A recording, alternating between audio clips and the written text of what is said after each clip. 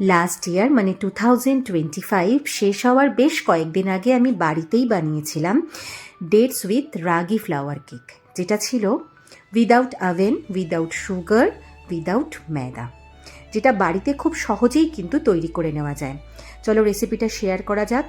আমি 200 গ্রাম খেজুরকে বিচি ছাড়িয়ে 1.5 কাপ গরম দুধের মধ্যে ভিজিয়ে রেখেছিলাম 1 ঘন্টা। অন্যদিকে একটা বড় বোল নিয়ে তার মধ্যে ছান্নি নিয়ে 1/2 কাপ রাগি আটা, 1/2 কাপ নর্মাল আটা, 1/2 teaspoon baking powder, 1 teaspoon baking সোডাকে ভালো করে চেলে নিলাম। এরপর গরম দুধের মধ্যে যে খেজুর ভিজিয়ে রেখেছিলাম সেটাকেও কিন্তু ভালো করে মিক্সিতে ব্লেন্ড করে নিলাম।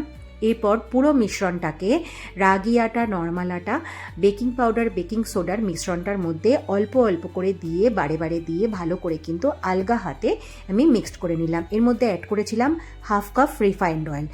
ব্যাটারটা আমার কিন্তু খুব সুন্দর করে রেডি হয়ে গেল। দেখো ব্যাটারের কিন্তু কনসিস্টেন্সিটা ঠিক এরকম আসবে।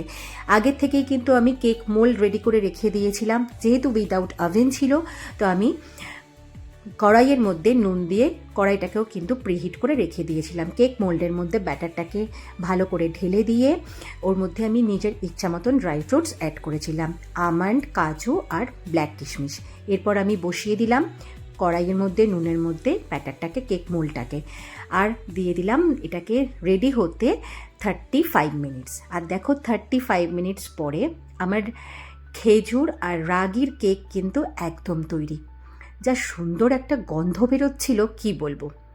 এরপরে আস্তে আস্তে একটু ঠান্ডা হতেই আমি কিন্তু গরম গরমই কেকটাকে কেটেছিলাম। তোমরা ভিডিও দেখলেই, শেষ পর্যন্ত দেখলেই কিন্তু বুঝতে পারবে। কেক মোল্ডটাকে কিন্তু বাইরে আস্তে ডিমোল্ড করে নিয়ে এবার একে একে আমি কেকটাকে কেটে নিলাম। এত অপূর্ব খেতে হয়েছিল কি বলবো।